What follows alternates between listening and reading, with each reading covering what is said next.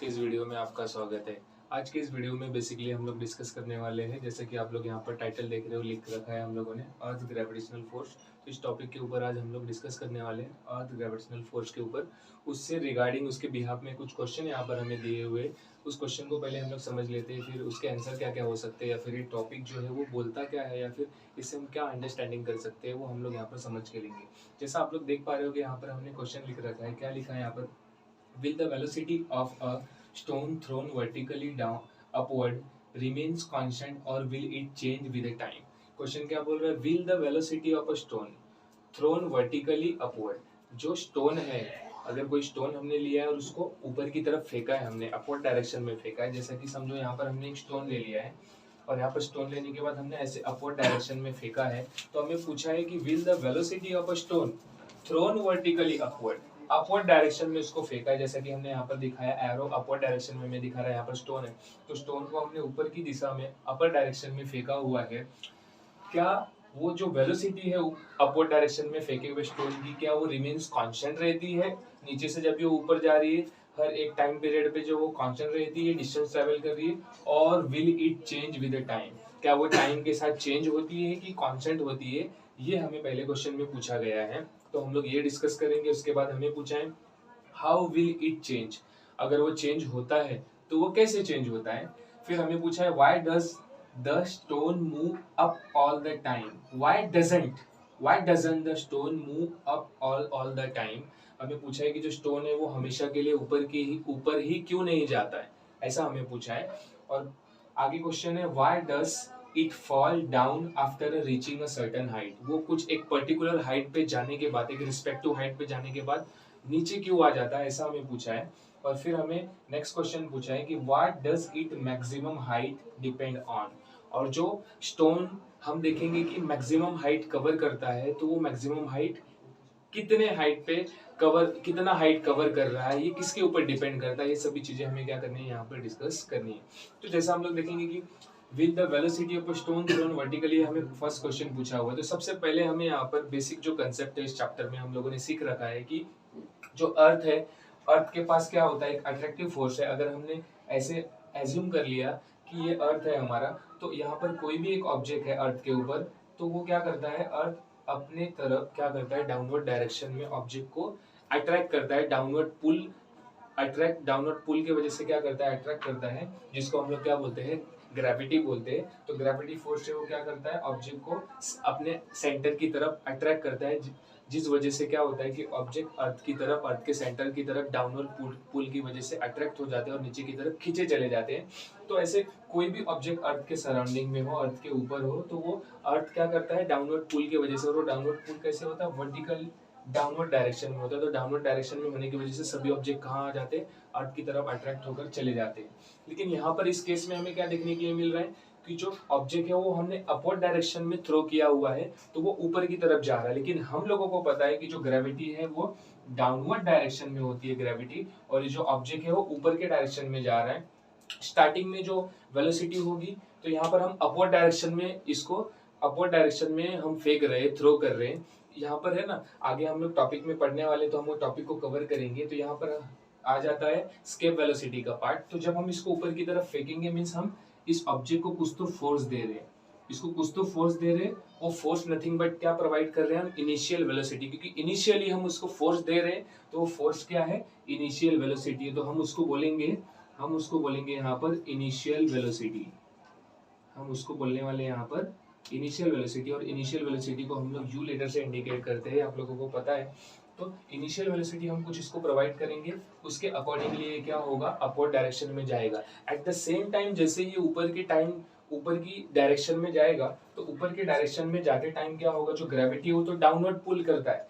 तो ग्रेविटी क्या करता है, इस ऑब्जेक्ट को, ये ऑब्जेक्ट जब ऊपर जाता रहता है, तो जो ग्रेविटी है इसको नीचे की तरफ खींचता है। तो नीचे की तरफ जब भी खींचता है, तो क्या होता है कि ये जो ऑब्जेक्ट है अपर डायरेक्शन में जाएगा, ये ऑब्जेक्ट यहाँ से अपर डायरेक्शन में जा रहा है। एट द सेम टाइम जो ग्रेविटी है उसको नीचे की डायरेक्शन में पुल करता है, और जिसकी वजह से क्या होता है कि एट द स्टार्टिंग जब भी हमने इसको इनिशियल वेलोसिटी u प्रोवाइड की तो इसके पास ज्यादा फोर्स है, इसके पास ज्यादा एनर्जी है, तो ये ज्यादा स्पीड से जाएगा। लेकिन ग्रेविटी क्या कर रहा है, अगेंस्ट में उसको डाउनवर्ड डायरेक्शन में खींच रहा है और ये अपर डायरेक्शन में, अपोजिट डायरेक्शन में ऊपर की तरफ जा रहा है। तो धीरे धीरे इसके पास से एनर्जी क्या होते जाती है, कम होते जाती है। क्यों? ड्यू टू दी ग्रेविटी जो डाउनवर्ड डायरेक्शन में उसको खींचते जाती है, इसकी वजह से इसकी एनर्जी कम होते जाती है। और एक पर्टिकुलर हाइट पे जाने के बाद ये क्या हो जाता है, रुक जाता है। रुक जाता है क्यों? क्योंकि कॉन्स्टेंटली जो कंटिन्यूअस ग्रेविटी का पुल है वो डाउनवर्ड डायरेक्शन में रहता है, इसकी वजह से इसका एनर्जी धीरे धीरे कम हो जाता है। और एक पर्टिकुलर प्लेस पर जाके, पर्टिकुलर डिस्टेंस और हाइट पे जाकर ये जो होता है, इसकी एनर्जी पूरी तरीके से खत्म हो जाती है, एंड हो जाती है, ओवर हो जाती है। और एक पर्टिकुलर हाइट पे जाकर ये रुक जाता है क्योंकि इसके पास अब एनर्जी नहीं रहती है, कोई भी रिमेन एनर्जी नहीं रहती है। तो ऐसे टाइम पे जो ग्रेविटी है वो पूरी तरीके से क्या करता है, इसको अपनी तरफ अट्रैक्ट कर लेता है। पहले भी करता है लेकिन अब इसके पास एनर्जी नहीं है तो पूरी तरीके से अट्रैक्ट हो जाता है और ये कहाँ आता है, डाउनवर्ड डायरेक्शन में अब खिंचा आता है। ऐसा कुछ यहाँ पर होता है। तो यहाँ पर जैसा कि क्वेश्चन हमें पूछा था, will the velocity of stone thrown vertically upward remains constant, क्या जो वेलोसिटी है स्टोन की वो हमेशा कांस्टेंट रहने वाली ऊपर फेंकी है? तो जैसा कि हमने देखा स्टार्टिंग में इसके पास तो ज्यादा वेलोसिटी होती है, एनर्जी होती है, लेकिन धीरे धीरे एनर्जी कम होती है। क्यों होती है? ग्रेविटी की वजह से। तो इससे हमें समझ में आता है कि इसकी वेलोसिटी क्या हो जाती है, कम होते जाती है। जैसे जैसे स्टार्टिंग में इसकी वेलोसिटी यहाँ पर मैक्सिमम होगी, लेकिन आगे ऊपर अपवर्ड डायरेक्शन में जाते जाते इसकी वेलोसिटी डिक्रीज होते जाती है। और जिस पोजीशन पे, जिस हाइट पे इसकी वेलोसिटी ये रुक जाता है एट द पर्टिकुलर टाइम के लिए, जो भी पर्टिकुलर सेकंड के लिए रुक जाता है, वहां पर इसकी वेलोसिटी क्या हो जाती है, zero. Incoming voice call from Ankit Manji on SIM SIM to IDF. Velocity हो जाती है वहां पर, ये वेलोसिटी जो है, वेलोसिटी क्या हो जाती है, जीरो हो जाती है। तो फाइनल वेलोसिटी जीरो हो जाती है। तो इस क्वेश्चन का आंसर हमें क्या मिल जाता है कि हमें पूछा था यहाँ पर will the velocity remains constant बोला है वर्टिकल अपवर्ड डायरेक्शन में। तो यहाँ से हमें मिलता है कि नो, जो वेलोसिटी है वो कांस्टेंट रहती नहीं है, velocity get changes at particular point at particular height. तो जो हर एक पर्टिकुलर पॉइंट पे वेलोसिटी क्या होती है, चेंजेस होते जाती है, बदलती जाती है। क्यों? क्योंकि कॉन्स्टेंटली ग्रेविटी जो है उसको पुल कर रही है डाउनवर्ड डायरेक्शन में, इसके लिए जो वेलोसिटी है वो कम होते जाती है। तो ये इसका पहले क्वेश्चन का आंसर। फिर यहाँ पर बोला will it change with time, तो यस, वो टाइम के साथ क्या होता है, चेंज होता है। जैसे जैसे टाइम पास आउट होगा, ग्रेविटी उसको पुल कर रही है, वैसे वैसे उसकी एनर्जी कम होते जा रही है, वेलोसिटी भी क्या होगी, चेंज होगी। तो टाइम के साथ वेलोसिटी क्या होगी, चेंज होगी। तो यहाँ पर हमने देखा कांस्टेंट रहने वाला नहीं है, वेलोसिटी चेंज होगा। और वो कैसे चेंज होगा, टाइम के साथ चेंज होने वाला है। जैसे हमने देखा कि स्टार्टिंग में यहाँ पर वेलोसिटी मैक्सिमम होगी, लेकिन धीरे धीरे ग्रेविटी के कॉन्स्टेंटली पुल के कारण क्या होगा, जो वेलोसिटी है वो कम होते जाएगा। और एट द लास्ट जिस हाइट पे वो जाकर रुक जाता है, वहां पर उसकी वेलोसिटी क्या हो जाती है, जीरो हो जाती है। और फिर वो ग्रेविटी के पुल के कारण, कांस्टेंट पुल के कारण वो क्या हो जाता है, नीचे की तरफ खिंचा आ जाता है। सेकंड क्वेश्चन में हमें पूछा था हाउ विल इट चेंज, वो कैसे चेंज होगा। तो हमने यहाँ पर डिस्कस कर लिया कि स्टार्टिंग में इसकी वेलोसिटी ज्यादा होगी, फिर यहाँ पर थोड़ी कम होगी। जैसे कि हम लोग यहाँ पर डिस्कस करेंगे स्टार्टिंग में मैक्सिमम वेलोसिटी, फिर यहाँ पर वेलोसिटी थोड़ी कम हुई और कम होगी और कम होगी, और एक पर्टिकुलर हाइट पे जाके पूरी तरीके से वेलोसिटी क्या हो जाएगी, जीरो हो जाएगी, जिसको हम लोग फाइनल वेलोसिटी बोल जा रहे हैं। तो फाइनल वेलोसिटी क्या होती है, v होती है। तो v इक्वल टू कितना हो जाएगा, जीरो हो जाएगा। तो जीरो वेलोसिटी यहाँ पर हो जाएगी। तो सेकंड क्वेश्चन का आंसर ये हो जाता है। फिर आगे हमें पूछा था, यहाँ पर हमें आगे पूछा था, हमें आगे क्या पूछा है कि why doesn't the stone move up all the time. तो सिंपल सा आंसर है, आप लोगों को समझ में आ रहा होगा, लॉजिकली एकदम है कि हमें यहाँ पर पूछा है why doesn't the stone move up all the time, जो स्टोन है वो हमेशा के लिए ऊपर ही क्यों नहीं चले जाता है। क्यों? क्योंकि जो कॉन्स्टेंटली ग्रेविटी का पुल है वो उसको क्या करता है, नीचे के डायरेक्शन में, वर्टिकली डाउनवर्ड डायरेक्शन में खींच लेता है, इसके वजह से वो हमेशा के लिए ऊपर जाता नहीं है। और इस केस में हम लोग एक और डिस्कस कर सकते हैं कि अगर उसको, जो भी स्टोन है या फिर पर्टिकुलर ऑब्जेक्ट है, उसको अर्थ के ग्रेविटेशनल फील्ड से बाहर जाना है, तो उसके पास कम से कम Incoming voice call from Ankit Manji on SIM SIM to IDF. इतनी वेलोसिटी होनी चाहिए, इतना मिनिमम वेलोसिटी या फिर एनर्जी होना चाहिए कि वो ग्रेविटी से क्या हो, ज्यादा हो, तो वो क्या हो जाए, अर्थ से बाहर निकल जाए। ये सभी ये जो डिस्कशन का पार्ट है, हम लोग नेक्स्ट टॉपिक जो है आगे आने वाला टॉपिक, उसमें हम लोग डिस्कस करेंगे एस्केप वेलोसिटी में। उसमें हमें बताया हुआ है कि कैसे अर्थ के ग्रेविटेशनल फील्ड को छोड़कर बाहर जाएगा, तो वहां पर हम डिस्कस करेंगे, कवर करेंगे। तो हमें ये समझ में आता है कि why doesn't the stone move up all the time, because of a gravity, gravity की वजह से वो हमेशा के लिए ऊपर जाता नहीं है। फिर हमें बोला है कि why does it fall down after reaching a certain height, वो सर्टेन हाइट पे जाने के बाद वो नीचे क्यों आ जाता है? क्यों? क्योंकि हमने जितना इनिशियल वेलोसिटी दिया उतनी वेलोसिटी से ऊपर जाएगा। एक पर्टिकुलर हाइट पे जाने के बाद क्या हो जाता है? रुक जाता है, क्योंकि अगर हमने कम एनर्जी दिया है, अगर हम लोग यहाँ पर इसको अच्छे से डिस्कस करें, यहाँ पर हम समझ के लिए, तो सपोज करो हमने यहाँ पर 5 न्यूटन का फोर्स इसको दिया है, तो समझो ये इतना हाइट पे जा रहा है। अगर हमने यहाँ पर 10 न्यूटन दिया तो इसके डबल हाइट पे जाएगा। हमने 15 न्यूटन फोर्स दिया है तो ये इससे ज्यादा थोड़ा हाइट पे जाएगा। मींस हमें समझ में क्या आ रहा है कि हम जितना इनिशियली फोर्स या फिर इनिशियल वेलोसिटी प्रोवाइड कर रहे हैं उतनी हाइट पे जाता है। अगर हम मैक्सिमम वेलोसिटी प्रोवाइड कर रहे हैं तो ये मैक्सिमम डिस्टेंस कवर करेगा, हाइट कवर करेगा। मिनिमम अगर हम इनिशियल वेलोसिटी प्रोवाइड कर रहे हैं तो ये मिनिमम डिस्टेंस ऊपर के डायरेक्शन में कवर करने वाला है, हमें समझ में आता है। और उसके अकॉर्डिंगली क्या करता है, ये हाइट कवर करता है और फिर बाद में कॉन्स्टेंटली पुल ग्रेविटी की वजह से नीचे के डायरेक्शन में खींचा आ जाता है।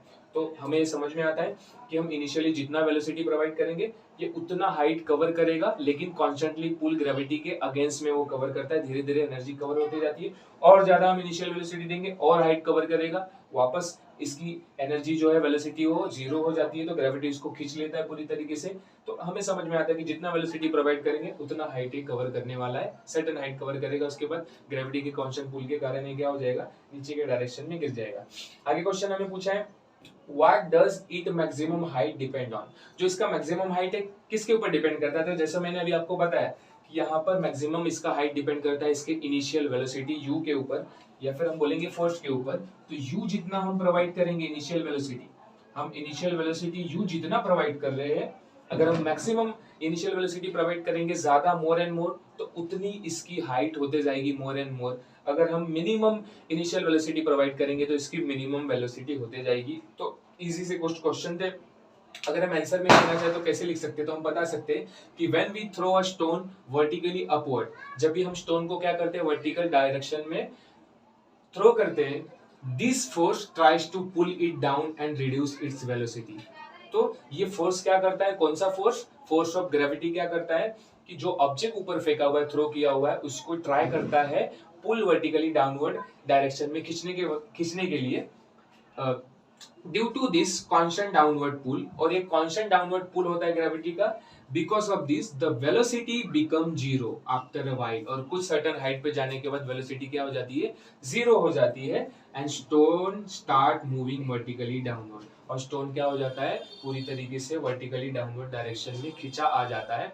तो कुछ इस तरीके से हम लोगों ने डिस्कस किया। तो हमने कुछ ऐसे कवर किया। हम लोगों ने पहले क्वेश्चन में देखा था कि वेलोसिटी कैसे कांस्टेंट रहने वाली है, क्या टाइम के साथ कांस्टेंट होती है या चेंज होती है? तो हम लोगों ने देखा कि यहाँ पर वेलोसिटी कांस्टेंट रहती नहीं है, टाइम के साथ क्या होती है, चेंज होती है। फिर सेकंड क्वेश्चन में हम लोगों ने कवर किया कि वो कैसे चेंज होती है, तो टाइम के साथ और पोजीशन के हिसाब से वो चेंज होती है। फिर हमने देखा कि स्टोन जो है वो हमेशा के लिए अपवर्ड डायरेक्शन में जाता है, तो नहीं, हमेशा के लिए अपवर्ड डायरेक्शन में जाता नहीं, क्योंकि इनिशियल वेलोसिटी हम जितना प्रोवाइड करेंगे उसके अकॉर्डिंगली वो ऊपर जाता है, और उसके बाद वेलोसिटी जीरो हो जाती है, तो ग्रेविटी उसको डाउनवर्ड डायरेक्शन में खींच लेती है पूरी तरीके से।